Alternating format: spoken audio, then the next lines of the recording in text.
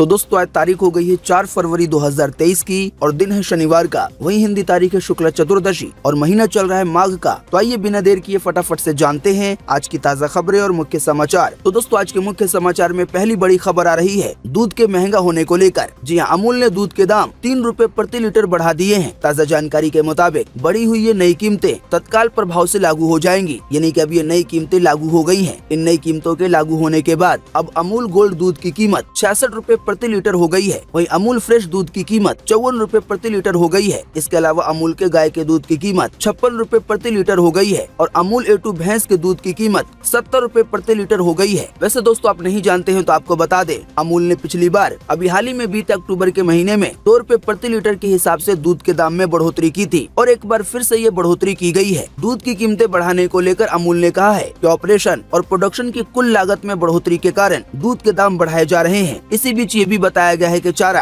यानी कि जो मवेशी खाते हैं वो 20% महंगा हो गया है। इसी की वजह से दूध की कीमतों में बढ़ोतरी करनी पड़ी है। साथ ही में दोस्तों आपको बता दें कि बीते केवल 10 महीने में दूध के दामों में प्रति लीटर के हिसाब से 12 रुपए की बढ़ोतरी हो चुकी है। आसान शब्दों में कहें तो केवल 10 महीने में दूध 12 रुपए महंगा हो गया है। साथ ही एक और मजेदार जानकारी ये है कि इससे पहले करीब 7 साल तक दूध के दाम नहीं बढ़े थे। दूध की कीमतों में अप्रैल 2013 और मई 2014 के बीच 8 रुपए प्रति लीटर की वृद्धि हुई थी। तब से दूध के दाम सेम चले आ रहे थे, लेकिन बीते 10 महीनों में ऐसा लगता है दूध की कीमतों में आग सी लग गई है। दोस्तों इसी बीच अमूल के अलावा वेरका दूध को लेकर भी बड़ी खबर आ रही है। हरियाणा और पंजाब के पॉपुलर ब्रांड वेरका ने भी दूध के दाम बढ़ाने का ऐलान कर दिया है। इसके तहत वेरका के फुल क्रीम दूध की कीमत में 6 रुपए की बढ़ोतरी हुई है, यानी कि वेरका दूध कंपनी ने तो एक ही बार में 6 रुपए बढ़ा दिए हैं। साथ ही वेरका कंपनी ने नॉर्मल दूध की कीमतों में भी इजाफा किया है। बताया गया है वेरका ने नॉर्मल दूध के 500 ml के पैकेट पर यानी कि आधे किलो वाले पैकेट पर 1 रुपए और 1 लीटर वाले पैकेट पर 3 रुपए बढ़ा दिए हैं। तो दोस्तों आज 4 फरवरी 2023 से तैयार हो जाइए एक और नई महंगाई का सामना करने के लिए। साथ ही आपको बता दें आने वाले दिनों में जो और भी दूध की बड़ी बड़ी कंपनियां हैं वो भी अपने दाम को बढ़ा सकती हैं, क्योंकि इससे पहले कई बार ऐसा ही देखा गया है कि एक कंपनी दूध के दाम बढ़ाना स्टार्ट करती है और फिर धीरे धीरे दूसरी कंपनियां भी दूध के दाम बढ़ा देती हैं। बाकी इस बढ़ी हुई महंगाई पर अगर आपका कुछ कहना है, कोई सुझाव है तो आप इसी वीडियो के नीचे कमेंट बॉक्स में अपनी बात को लिख सकते हैं। वहीं दोस्तों अगली बड़ी खबर आ रही है गौतम अडानी को लेकर। जानकारी के मुताबिक गौतम अडानी 10 दिन पहले तक दुनिया के सबसे अमीर लोगों की लिस्ट में तीसरे स्थान पर थे, पर बीते 24 जनवरी को अमेरिकी रिसर्च फर्म हिंडनबर्ग की रिपोर्ट आई और 25 जनवरी से उनकी संपत्ति में गिरावट होने लगी। अब आलम यह है कि पिछले 10 दिनों में गौतम अडानी की संपत्ति लगभग आधी हो गई है, या यूं कहें आधी से भी कम हो गई है। जानकारी के मुताबिक पिछले 24 घंटे के आंकड़ों पर नजर डाले तो गौतम अडानी को 12.5 अरब डॉलर का नुकसान हुआ है। अडानी की नेटवर्थ में केवल 10 दिन में करीब 65 अरब डॉलर की कमी आ चुकी है। वो रईसी की लिस्ट में फिसलकर अब टॉप 15 से भी बाहर हो गए हैं और कहां वो 10 दिन पहले टॉप 3 में आ रहे थे, यानी कि दुनिया भर में जो 15 सबसे रईस आदमी हैं अब वो उस लिस्ट से भी बाहर हो गए हैं। असल में दोस्तों बीते 24 जनवरी को हिंडनबर्ग नाम की अमेरिकी फर्म ने गौतम अडानी की अगुवाई वाले समूह की कंपनियों के बारे में एक रिपोर्ट जारी की थी। इस रिपोर्ट में अडानी समूह पे शेयरों में गड़बड़ी और लेखा धोखाधड़ी में शामिल होने का आरोप लगाया था। दोस्तों इस रिपोर्ट के आते ही गौतम अडानी समूह में एक तरह से भूचाल सा आ गया और केवल बीते 10 दिनों में अडानी की जो संपत्ति है अब वो आधे से भी कम हो गई है।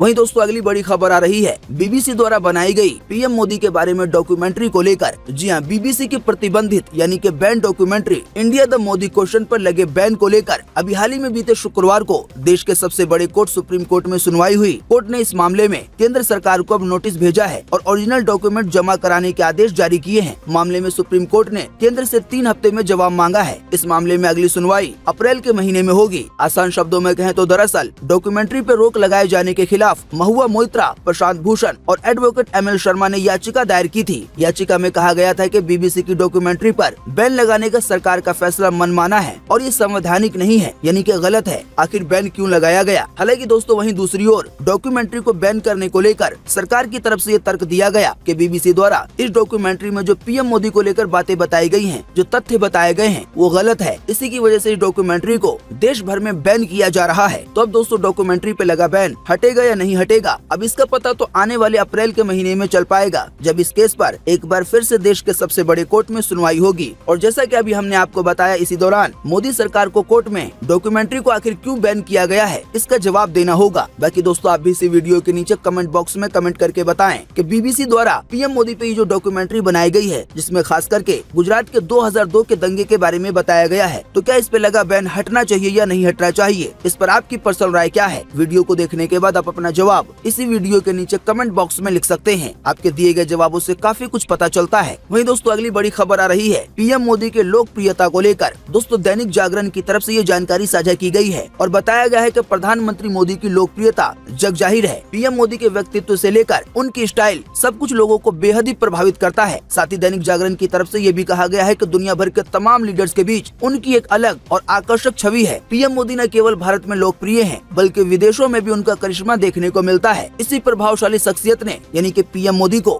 ग्लोबल रेटिंग में अब टॉप पर ला दिया है। जागरण.com की तरफ से बताया गया है कि वैश्विक व्यापार खुफिया कंपनी मॉर्निंग कंसल्ट के नवीनतम सर्वेक्षण में पता चला है कि पीएम मोदी 18% की सबसे ज्यादा रेटिंग के साथ सभी वैश्विक नेताओं में यानी कि दुनिया भर में जो भी नेता हैं, उनमें सबसे टॉप पर आ गए हैं। वहीं दोस्तों, अगली बड़ी खबर आ रही है एशिया कप 2023 को लेकर। जानकारी के मुताबिक पाकिस्तान क्रिकेट बोर्ड यानी कि पीसीबी के प्रमुख नजम सेठी के अनुरोध पर बहरीन में आज शनिवार को बुलाई गई एशियन क्रिकेट काउंसिल की आपात बैठक में 2023 एशिया कप की मेजबानी करने वाले पाकिस्तान के भाग्य का फैसला होगा। आपको बता दें, पीसीबी ने यानी कि पाकिस्तान के क्रिकेट बोर्ड ने एसीसी अध्यक्ष और बीसीसीआई सचिव जय शाह के इस बयान पर नाराजगी जताई थी कि भारतीय टीम एशिया कप के लिए पाकिस्तान नहीं जाएगी। हालांकि दोस्तों, अब इसी कड़ी में एक ताज़ा जानकारी आ रही है, जिसमें ये बताया गया है कि एशिया कप 2023 को पाकिस्तान के बजाय किसी अन्य देश में आयोजित किया जा सकता है। वहीं दोस्तों, पाकिस्तान को लेकर एक और बड़ी खबर आ रही है। जानकारी के मुताबिक पाकिस्तान के प्रधानमंत्री शहबाज शरीफ ने माना है इंटरनेशनल मॉनेटरी फंड यानी कि IMF ने 1.2 अरब डॉलर के कर्ज की तीसरी किस्त देने के लिए बेहद ही सख्त शर्तें रखी हैं। शहबाज शरीफ ने कहा है कि IMF ने जो शर्तें रखी हैं, वो हमारी सोच से भी ज्यादा सख्त और खतरनाक है, लेकिन अब क्या करें, हमारे पास कोई और चारा नहीं है, कर्ज तो लेना ही पड़ेगा। दोस्तों, पाकिस्तान के प्रधानमंत्री शहबाज शरीफ के इस बयान की गहराई में जाने से पहले पाकिस्तान की बेहद ही बदहाल इकोनॉमी को फिलहाल हमें समझना होगा। असल में फॉरेक्स रिजर्व यानी कि विदेशी मुद्रा भंडार पाकिस्तान में सिर्फ 3.1 अरब डॉलर बचा हुआ है और इसमें से 3 अरब डॉलर सऊदी अरब और UAE के हैं। ये गारंटी डिपॉजिट है, यानी कि इन्हें खर्च नहीं किया जा सकता। आप हमारे मुख्य समाचार अगर रोजाना देखते होंगे तो शायद आपको पता होगा कि पाकिस्तान में महंगाई दर 27.8% पे पहुंच गई है, जो बीते कई सालों का टॉप है। दोस्तों, आप पाकिस्तान में बढ़ती महंगाई का अंदाजा इसी से लगा सकते हैं कि 6 जनवरी 2022 को 1 किलो प्याज की कीमत वहाँ पर 36 रुपए थी, हालांकि उसी 1 किलो प्याज की कीमत अब 220 रुपए है। ऐसे ही 6 जनवरी 2022 को 1 किलो चिकन के लिए 210 रुपए देने पड़ते थे, हालांकि अब उसी की कीमत 383 रुपए हो गई है। ऐसे ही दाल की कीमत 6 जनवरी 2022 को 150 रुपए थी, हालांकि उसी 1 किलो दाल के लिए अब 228 रुपए देने पड़ रहे हैं। ऐसे ही बासमती चावल 6 जनवरी 2022 को 36 रुपए किलो मिल रहा था, हालांकि अब इसकी कीमत बढ़कर 220 रुपए हो गई है। ऐसे ही सरसों तेल की कीमत 6 जनवरी 2022 को 374 रुपए प्रति लीटर थी, हालांकि अब इसका दाम बढ़कर 532 रुपए पहुँच गया है। हालांकि दोस्तों, आपको बता दें, ये सभी कीमतें पाकिस्तानी रुपए के हिसाब से है। अगर आप इंडियन रुपीज में देखेंगे तो ये दाम काफी कम हो जाएंगे, क्योंकि अभी अपना 1 रुपया यानी कि भारत का 1 रुपया अभी पाकिस्तान के लगभग 3.25 रुपए के बराबर हो रहा है। हालांकि अभी हाल ही में कुछ दिन पहले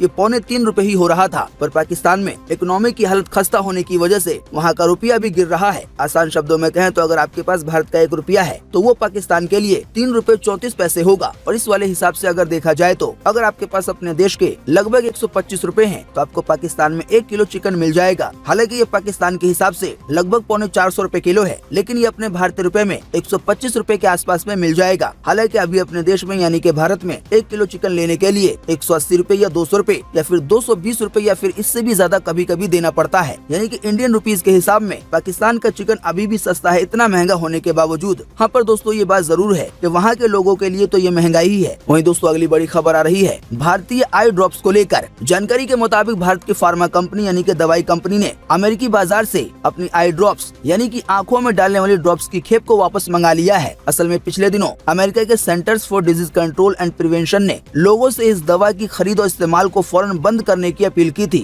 CDC का दावा है कि भारत की इस आई ड्रॉप से एक खास तरह का इन्फेक्शन फैल रहा है। इससे अब तक 55 लोग पीड़ित हो चुके हैं और एक व्यक्ति की जान भी चली गई है। आपको बता दें, इस वाले आई ड्रॉप्स का नाम HD केयर आर्टिफिशियल टीयर्स है। इसे चेन्नई की दवा दवा company global pharma health care बनाती है। फिलहाल CDC दवा की बंद बोतलों की जांच कर रही है। वहीं दूसरी ओर कंपनी ने एक बयान जारी करके कहा है कि आई ड्रॉप्स के सभी लॉट को एक्सपायर होने से पहले वापस मंगाया गया है और यहाँ भी इसकी जाँच की जाएगी। तो दोस्तों, जब तक इसकी जाँच की जा रही है आप भी इससे बचने की कोशिश करें। नाम वगैरह आप एक बार नोट कर सकते हैं। वहीं दोस्तों, अगली बड़ी खबर आ रही है पठान मूवी के कलेक्शन यानी के कमाई को लेकर। जानकारी के मुताबिक पठान मूवी की दौड़ सिनेमा हॉल में अभी भी ताबड़तोड़ जारी है। बताया गया फिल्म ने रिलीज के 9वें दिन 15 करोड़ रुपए का कलेक्शन किया है। इस हिसाब से फिल्म का हिंदी नेट कलेक्शन 351 करोड़ रुपए हो गया है। वहीं तमिल और तेलुगु के आंकड़े मिला दिए जाएं तो फिल्म की कुल कमाई 364 करोड़ 15 लाख रुपए हो जाती है। वहीं अगर इसे वर्ल्ड वाइड लेवल पे देखा जाए यानी कि दुनिया भर में कितनी कमाई हुई है, तो पठान मूवी की कुल कमाई दुनिया भर में अपने देश इंडिया को मिलाकर 696 करोड़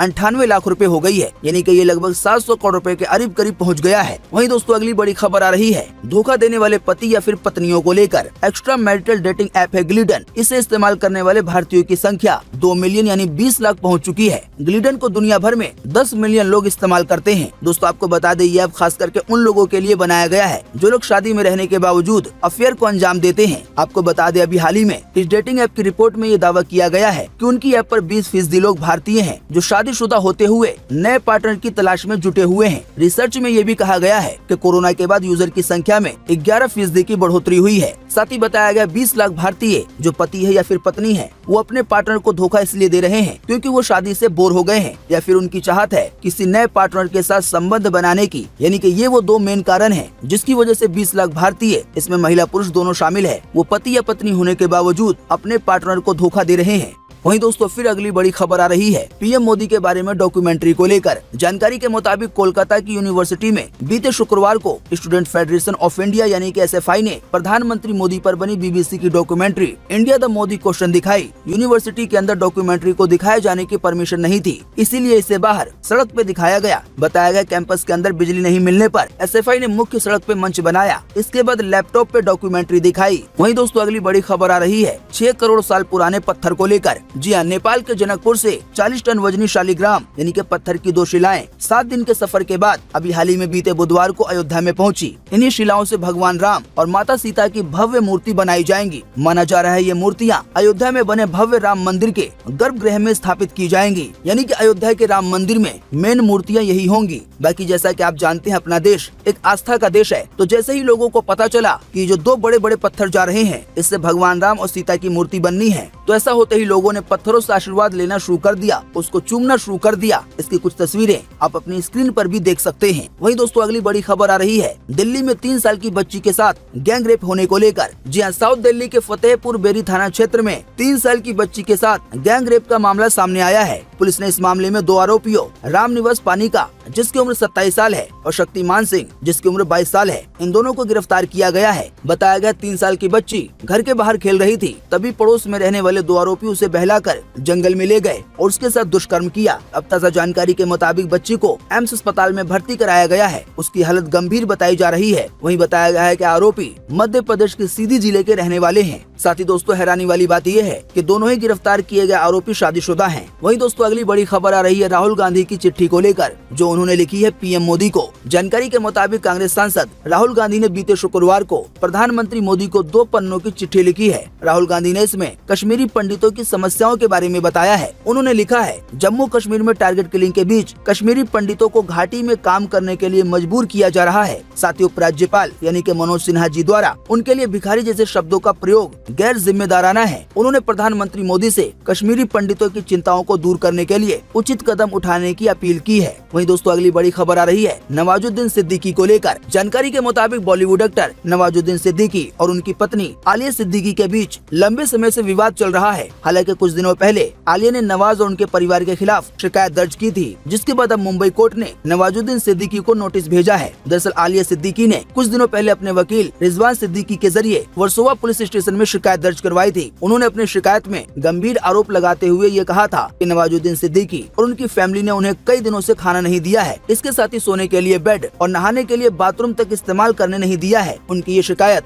धारा 509 के तहत और धारा 498A के तहत दर्ज हुई थी। टाइम्स नाउ के अनुसार अब मुंबई की अंधेरी कोर्ट ने आलिया की शिकायत पे नवाजुद्दीन सिद्दीकी को नोटिस जारी किया है और अब उन्हें इसका जवाब देना होगा और ये केस फिर आगे चलेगा। वहीं दोस्तों, अगली बड़ी खबर आ रही है केजरीवाल के एक बड़े बयान को लेकर। जानकारी के मुताबिक मुताबिक टीचर के ट्रेनिंग के लिए फिनलैंड भेजने के मामले में मुख्यमंत्री अरविंद केजरीवाल ने दिल्ली के उपराज्यपाल यानी कि वीके सक्सेना पे निशाना साधा है। उन्होंने बीते गुरुवार को एक प्रेस कॉन्फ्रेंस में कहा कि शिक्षकों को ट्रेनिंग के लिए विदेश भेजने को लेकर राजनीति हो रही है। पिछले कई दिनों से फाइल एलजी के ऑफिस में पड़ी हुई है और उसे परमिशन नहीं दी जा रही है। सीएम केजरीवाल ने ये भी कहा कि ऐसे में मार्च महीने में होने वाली ट्रेनिंग फिर से कैंसिल हो सकती है। साथ ही में अरविंद केजरीवाल ने ये भी कहा कि आज शनिवार को पंजाब के 36 टीचर ट्रेनिंग के लिए सिंगापुर जाएंगे। ये बहुत खुशी की बात है। मैं एलजी साहब से अपील करता हूँ कि दिल्ली के टीचर्स को भी ट्रेनिंग के लिए फिनलैंड जाने दें। असल में दोस्तों बात यह है कि दिल्ली सरकार अपने यहाँ से कई टीचरों को दूसरे देश भेजना चाहती है ट्रेनिंग के लिए। सरकार ऐसा चाहती है कुछ टीचर वहाँ जाकर वहाँ की पढ़ाई लिखाई के बारे में समझे, वहाँ पे ट्रेनिंग ले और फिर आकर यहाँ के बच्चों को पढ़ाएं, ताकि जो पढ़ाने का तरीका है वो और ज्यादा इनहेंस हो सके। अब पंजाब में तो पूरी तरह से केजरीवाल की सरकार है, यानी कि वहाँ की सारी चीजें केजरीवाल सरकार के अंडर में आती हैं। इसी की वजह से कोई दिक्कत नहीं हुई। लेकिन जो देश की राजधानी दिल्ली है वहाँ का मामला कुछ अलग है। असल में दिल्ली का जो भी मुख्यमंत्री बनता है तो मुख्यमंत्री बनने के बावजूद भी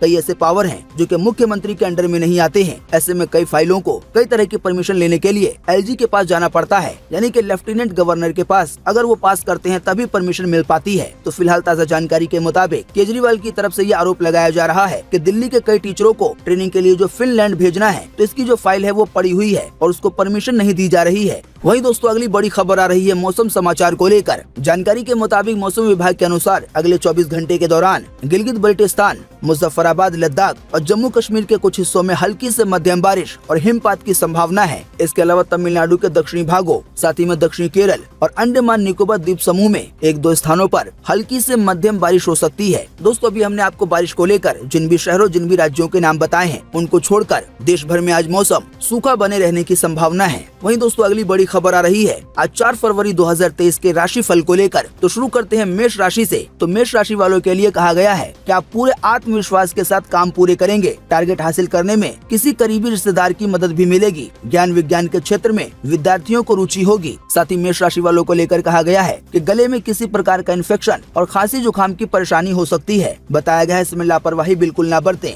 बाकी मेष राशि वालों के लिए लकी कलर गुलाबी और लकी नंबर 8 बताया गया है। इसके अलावा वृष राशि वालों के लिए कहा गया है कि तरक्की के कई मौके मिलेंगे, परंतु अपने मान सम्मान और आदर्शों से किसी भी तरह का समझौता ना करें। समय आने पर आपकी समस्याएं आसानी से हल भी हो जाएंगी। वहीं सेहत के बारे में कहा गया है कि यूरिन इन्फेक्शन यानी कि पेशाब का इन्फेक्शन और सूजन जैसी परेशानी की आशंका है। इस समय बहुत ज्यादा देखभाल की आवश्यकता होगी। वहीं वृष राशि वालों के लिए लकी कलर लाल और लकी नंबर 3 बताया गया है। इसके अलावा मिथुन राशि वालों के लिए कहा गया है कि प्रॉपर्टी की खरीदो फरोख्त संबंधी गतिविधियों में उचित लाभ होने की संभावना है, यानी कि प्रॉपर्टी को बेचने में या फिर खरीदने में। साथ ही सेहत को लेकर कहा गया है कि किसी पुरानी स्वास्थ्य संबंधी परेशानी से राहत मिल सकती है। साथ ही कहा गया है जांच संबंधी रिपोर्ट्स ठीक आने से आत्मविश्वास बढ़ेगा। बाकी मिथुन राशि वालों के लिए लकी कलर पीला बताया गया है और लकी नंबर 5। इसके अलावा कर्क राशि वालों के लिए कहा गया है कि कुछ समय ऐसे काम में बिताएं जिसमें आपकी रुचि है। ऐसा करने से आपको बहुत शांति और तनाव से मुक्ति मिलेगी। वहीं स्वास्थ्य को लेकर कहा गया है कि वर्तमान मौसम में अपना बचाव रखें। हालांकि पिछले कुछ समय से चल रही स्वास्थ्य संबंधी दिक्कत से राहत मिलेगी। बाकी कर्क राशि वालों के लिए लकी कलर क्रीम और लकी नंबर 5 बताया गया है। वहीं सिंह राशि वालों के लिए कहा गया है कि कोई भी काम शुरू करने से पहले उसकी उचित रूपरेखा बनाएं। ऐसा करने की वजह से आप उस काम को सही से अंजाम दे पाएंगे। साथ ही कहा गया है दूसरों की गलतियों को माफ करना तथा रिश्तों को सहज बनाकर रखना इस राशि वालों की विशेषता है। वहीं स्वास्थ्य को लेकर कहा गया है कि गैस और कब्ज की दिक्कत से परेशान रहेंगे। खान पान व दिनचर्या को व्यवस्थित रखना आवश्यक होगा। बाकी सिंह राशि वालों के लिए लकी कलर केसरिया और लकी नंबर 7 बताया गया है। इसके अलावा कन्या राशि वालों के लिए कहा गया है कि कोई उधार दिया हुआ या फिर फंसा हुआ पैसा हासिल करने का उचित समय है। तो कामों के उचित परिणाम के लिए सहज तरीके से सोच समझ के पूरा करने की उसे कोशिश करें। वहीं स्वास्थ्य को लेकर बताया गया है कि खांसी जुकाम जैसी परेशानी को बढ़ने ना दें। लापरवाही ना करके आप उचित इलाज अवश्य लें। बाकी कन्या राशि वालों के लिए लकी कलर गुलाबी और लकी नंबर 9 बताया गया है।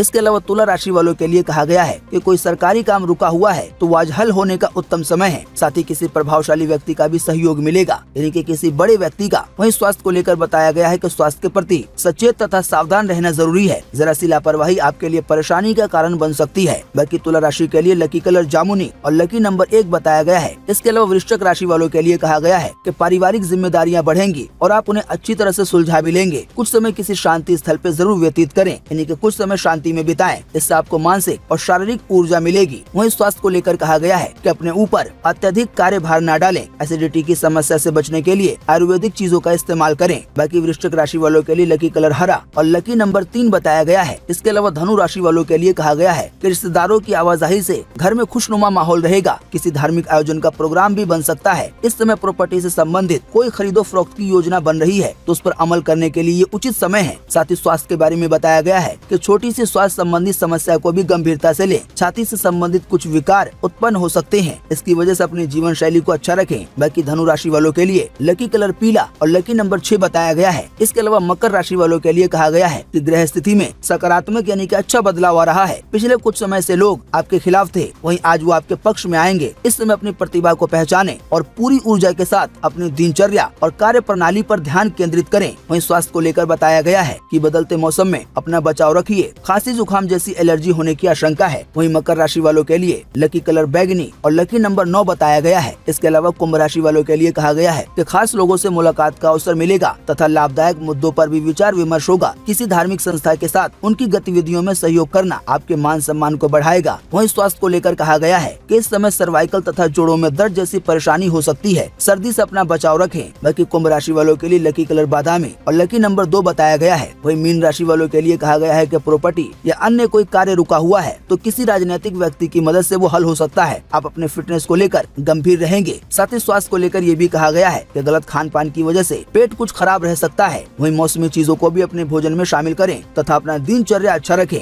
बाकी मीन राशि वालों के लिए लकी कलर केसरिया और लकी नंबर 1 बताया गया है। दोस्तों आपको बता दें, राशि से जुड़ी ये सभी जानकारियाँ एस्ट्रोलॉजर डॉक्टर अजय भांबी के मुताबिक है और अभी आपको राशि को लेकर जो भी जानकारियाँ दी गई है वो मान्यता के तौर पर है। ऐसा हम आपको इसलिए कह रहे हैं क्योंकि कुछ लोग इसे मानते हैं और कुछ लोग नहीं मानते हैं। हमने बस आपको ये सभी जानकारियाँ एक खबर के तौर पे दे दी हैं। उम्मीद करते हैं इससे आपको काफी कुछ जानकारी मिली होगी। हम बस इसके बदले में आपसे इतना ही चाहते हैं कि आप इस वीडियो को लाइक कर दें और शेयर कर दें, क्योंकि आपका लाइक और शेयर करना ही होता है हमारी मेहनत का फल। वीडियो देखने के लिए आपका बहुत बहुत धन्यवाद। Thanks for watching.